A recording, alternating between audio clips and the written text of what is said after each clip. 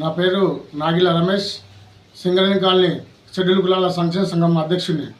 ఈరోజు ముఖ్యమైన విషయం మాట్లాడేది ఏంటంటే, సైదాబాద్ మండలంలో ప్రభుత్వ భూములు కబ్జా అవుతుంటే రెవెన్యూ అధికారులు నిమ్మకు నీరెక్కినట్టు వివరిస్తున్నారు.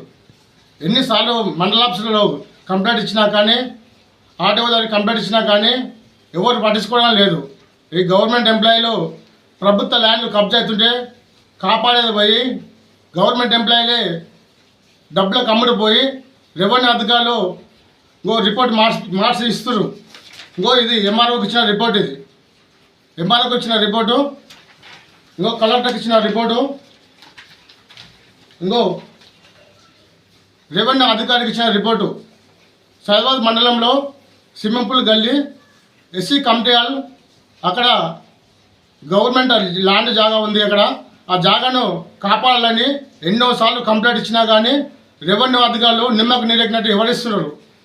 ఆర్టీఓ దగ్గరికి పోయినా కానీ, కలెక్టర్ దగ్గరికి పోయినా కానీ ఎంఆర్ఓ ఏం చెప్తుందంటే, కలెక్టర్ గారు మాకు ఆర్డర్ ఇచ్చారు, కలెక్టర్ వాళ్ళకి ప్రపోజల్ ఇచ్చారు అంటే గవర్నమెంట్ ల్యాండ్ ఎలా పర్మిషన్ ఇస్తారు? గవర్నమెంట్ ల్యాండ్ ఏ అర్హత ఉందని పర్మిషన్ ఇస్తారు గవర్నమెంట్ ల్యాండ్కు?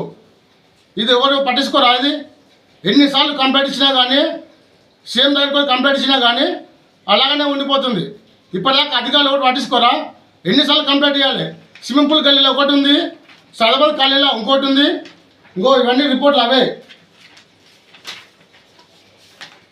ఎన్ఓసి ఇచ్చిందంట.